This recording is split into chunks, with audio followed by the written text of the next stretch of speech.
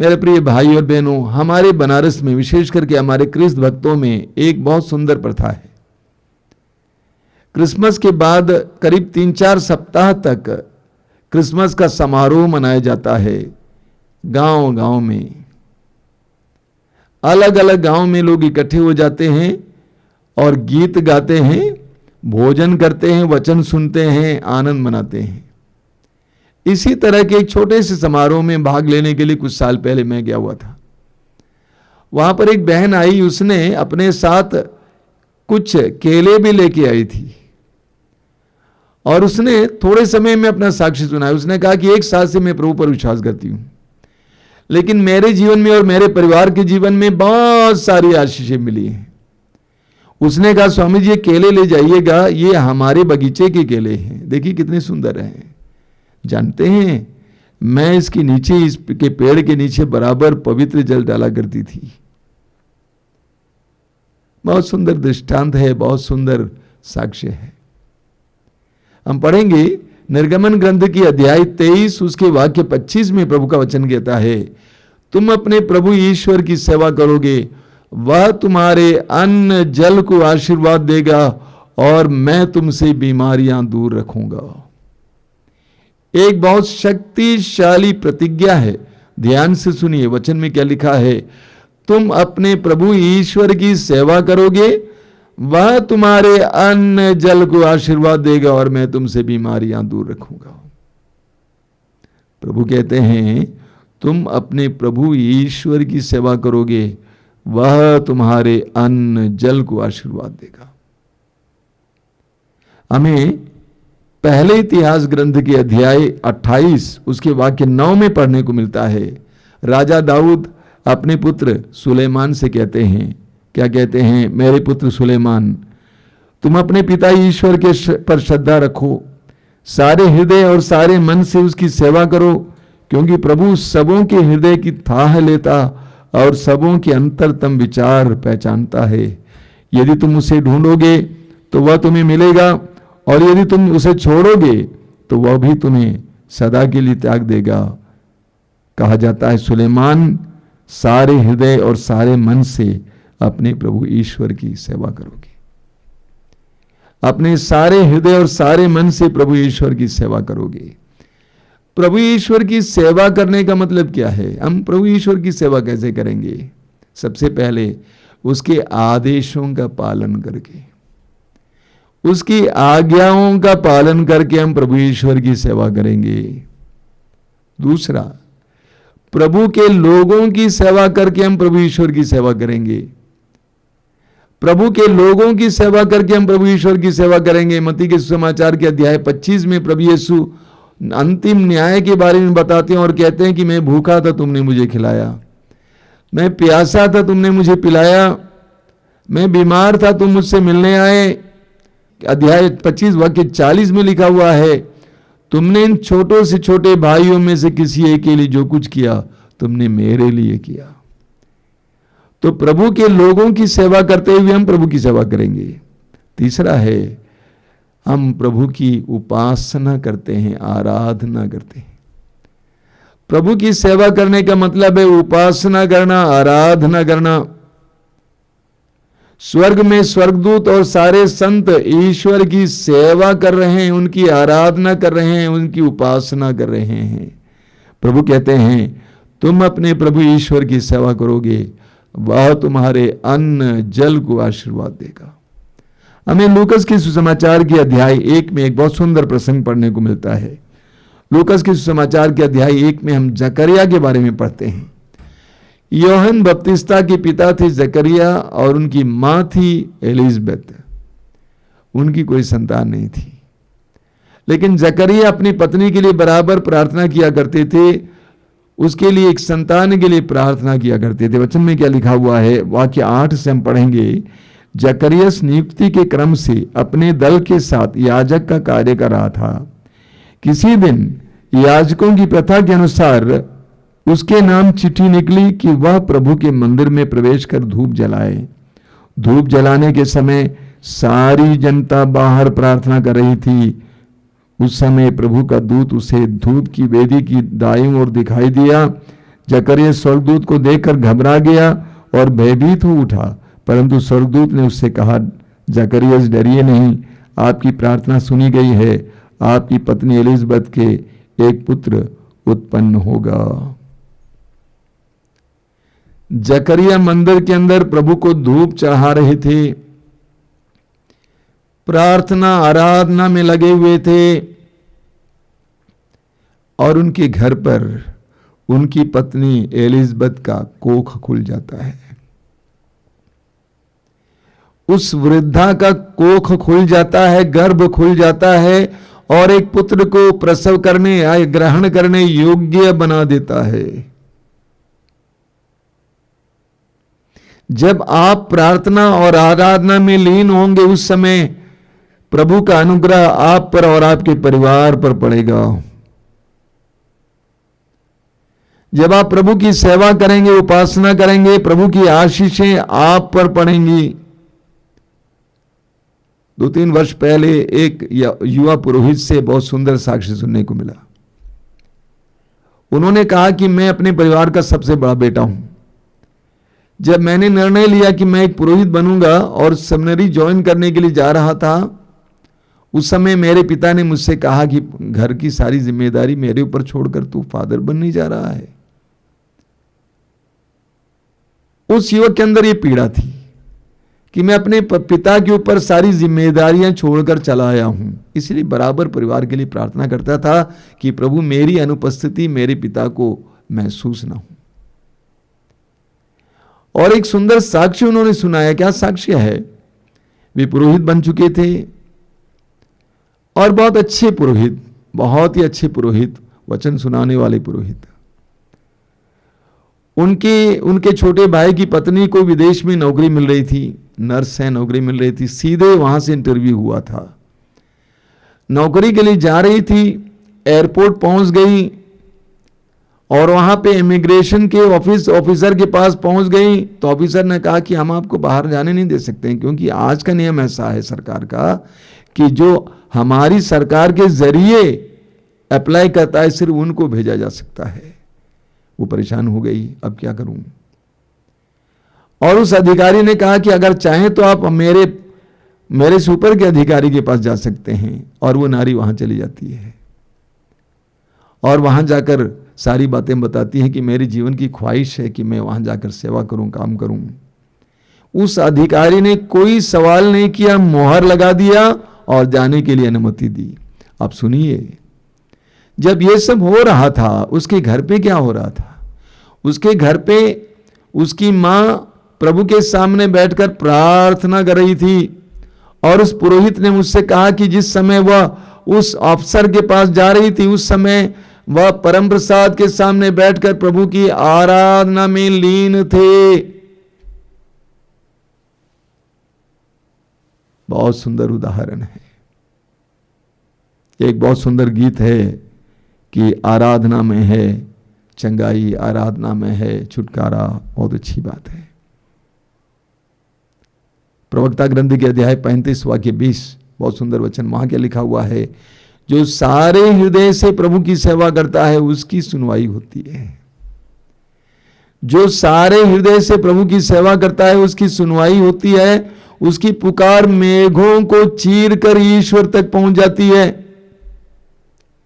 जो सारे हृदय से प्रभु की सेवा करता है उसकी सुनवाई होती है और उसकी पुकार मेघों को चीर कर ईश्वर तक पहुंच जाती है। प्रार्थना में चमत्कार होता है। हम पढ़ते हैं इस्यास नबी के ग्रंथ के अध्याय 6 में।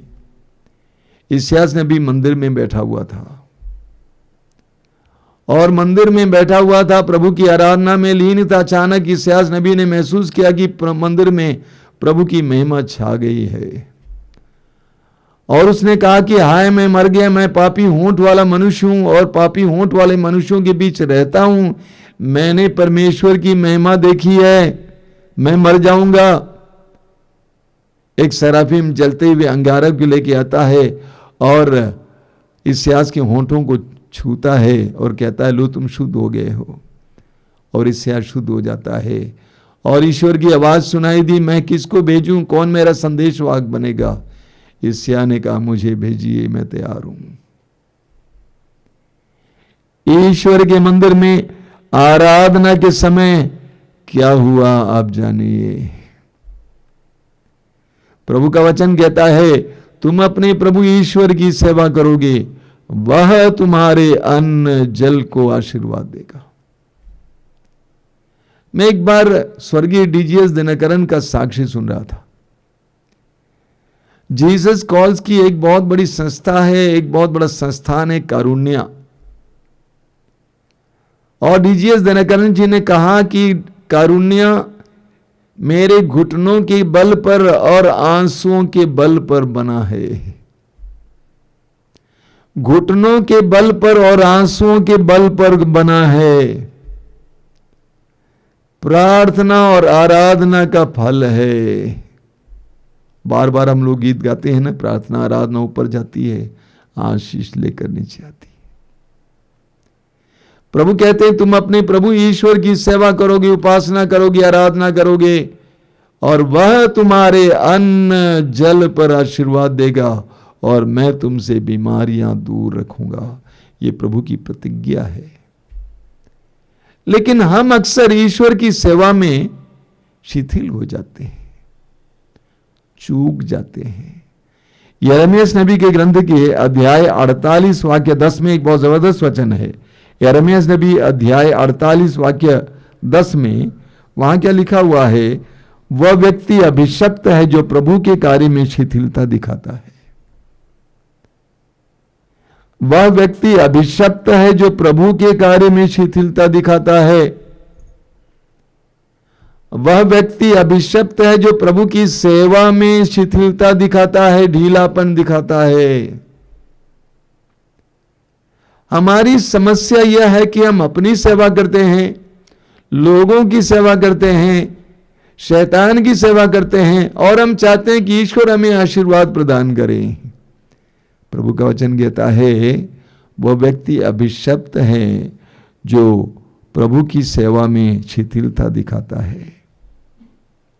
मत्ती के सुसमाचार के अध्याय 6 वाक्य 21 वहां प्रभु कहते हैं तुम दो मालिकों की सेवा नहीं कर सकते। हम योशुआ के ग्रंथ के अध्याय 22 में पढ़ते हैं, उसके वाक्य 5 में मूसा के बाद योशुआ इस्राएली जनता का नेतृत्व कर रहे थे और योशुआ ने अपने लोगों से क्या कहा। वाक्य 5 में क्या लिखा हुआ है, तुम सावधान होकर उन आदेशों और संहिता का पालन करो जिसे प्रभु के सेवक मूसा ने तुम्हें दिया। प्रभु अपने ईश्वर को प्यार करो, उसके मार्गों पर चलते रहो, उसके आदेशों का पालन करो, उससे संयुक्त रहो और सारे हृदय और सारी आत्मा से उसकी सेवा करो। मैं सोचता हूं कि आज ये हमारे लिए भी एक महत्वपूर्ण संदेश है, इसीलिए और एक बार सुनेंगे। तुम सावधान होकर उन आदेशों और संहिता का पालन करो जिसे प्रभु के सेवक मूसा ने तुम्हें दिया। प्रभु अपने ईश्वर को प्यार करो, उसके मार्गों पर चलते रहो, उसके आदेशों का पालन करो, उससे संयुक्त रहो और सारे हृदय और सारी आत्मा से उसकी सेवा करो। अध्याय 24 में अंत में योशुआ एक बहुत बड़ी बात कहते हैं। योशुआ अपने लोगों से कहते हैं प्रभु पर श्रद्धा रखो और ईमानदारी तथा सच्चाई से उसकी उपासना करो। योशुआ का ग्रंथ अध्याय 24 वाक्य 14 से प्रभु पर श्रद्धा रखो और ईमानदारी तथा सच्चाई से उसकी उपासना करो। उन देवताओं का बहिष्कार करो जिनकी उपासना तुम्हारे पूर्वज फरात नदी के उस पार और मिस्र में किया करते थे। तुम प्रभु की उपासना करो। यदि तुम ईश्वर की उपासना नहीं करना चाहते तो आज ही तय कर लो। आगे योशुआ कहते हैं मैं और मेरा परिवार हम सब प्रभु की उपासना करना चाहते हैं। योशुआ ने कहा कि सुन लो, मैं और मेरा परिवार प्रभु की उपासना करेंगे। तो लोगों ने क्या जवाब दिया? लोगों ने जवाब दिया प्रभु को छोड़ अन्य देवताओं की उपासना करने का विचार हमसे कोसों दूर है। हमारे प्रभु ईश्वर ने हमें और हमारे पूर्वजों को दासता के घर से मिस्र देश से निकाल लाया है। उसी ने हमारे सामने महान चमत्कार दिखाए हैं। हम बहुत लंबा रास्ता तय कर चुके हैं, बहुत से राष्ट्रों से होकर यहाँ तक आए हैं और सर्वत्र उसी ने हमारी रक्षा की है। हम भी प्रभु की उपासना करना चाहते हैं, क्योंकि वही हमारा ईश्वर है। हर विश्वासी को तय करना होगा, निर्णय लेना होगा, हम किसकी सेवा करना चाहते हैं। संसार की सेवा करना चाहते हैं, लोगों की सेवा करना चाहते हैं, धन की सेवा करना चाहते हैं, या अपने प्रभु ईश्वर की सेवा करना चाहते हैं। आपने असीसी के संत फ्रांसिस के बारे में सुना है। अपनी युवावस्था में एक बहुत ही मोहक व्यक्ति थे, दबंग व्यक्ति थे। एक बार प्रभु ने उसे दर्शन दिया और पूछा, तुम किसकी सेवा करना चाहते हो, मालिक की या सेवक की? उसने कहा, मैं तो मालिक की सेवा करूंगा। प्रभु ने कहा, मालिक तो मैं हूं, तुम तो सेवक की सेवा कर रहे हो। उसका जीवन बदल जाता है। उस समय से वह अपने निर्णय को बदलता है और मालिक की सेवा करने के लिए अपनी जिंदगी को समर्पित करता है। प्रभु कहते हैं, तुम अपने प्रभु ईश्वर की सेवा करोगे, वह तुम्हारे अन्न जल को आशीर्वाद देगा। वह तुम्हारे अन्न को आशीर्वाद देगा, तुम्हारे खेत को आशीर्वाद देगा, खलिहान को आशीर्वाद देगा, तुम्हारी मेहनत को आशीर्वाद देगा, और तुम्हारे जल को आशीर्वाद देगा, सब कुछ को आशीर्वाद देगा, और वह तुमसे बीमारियां दूर रखेगा। प्रभु कहते हैं, तुम अपने प्रभु ईश्वर की सेवा करोगे। बार बार इस वचन को हृदय में दोहराते जाना और विश्वास करते जाना, विश्वास को मजबूत करते जाना, भरोसे को मजबूत करते जाना। प्रभु कहते हैं, तुम अपने प्रभु ईश्वर की सेवा करोगे, वह तुम्हारे अन्न जल को आशीर्वाद देगा, और मैं तुमसे बीमारियां दूर रखूंगा। आइए हम प्रार्थना करें। धन्यवाद देते हैं प्रभु इन पवित्र वचनों के लिए। तूने हमें ललकारा है, हमारे सामने एक बहुत बड़ी प्रतिज्ञा रखी है। तूने कहा कि तुम मेरी सेवा करोगे और मैं तुम्हारे अन्न जल पर आशीर्वाद दूंगा और तुमसे बीमारियां दूर रखूंगा। तेरी सेवा करने के लिए हमें कृपा दीजिए, तेरी उपासना करने के लिए हमें कृपा दीजिए, तेरी आराधना करने के लिए हमें कृपा दीजिए, तेरे आदेशों को हृदय से ग्रहण करने के लिए हमें कृपा दीजिए, तेरे आदेशों के अनुसार जीवन जीने के लिए हमें कृपा दीजिए। हमें स्वीकार करने दीजिए कि हम सेवक हैं, तू मालिक है। हम तेरी उपासना करना चाहते हैं, तेरी सेवा करना चाहते हैं, तेरी आराधना करना चाहते हैं। प्रभु, इन वचनों को सुनने वाले मेरे भाई बहनों को आशीर्वाद दीजिए, आशीर्वाद दीजिए, आशीर्वाद दीजिए। तेरे वचनों पर विश्वास करने के लिए, तेरे वचनों के इशारे के अनुसार जीवन जीने के लिए, तेरी उपासना करने के लिए, तेरी आराधना करने के लिए, तुझ पर भरोसा रखने के लिए आशीर्वाद दीजिए यीशु, आशीर्वाद दीजिए।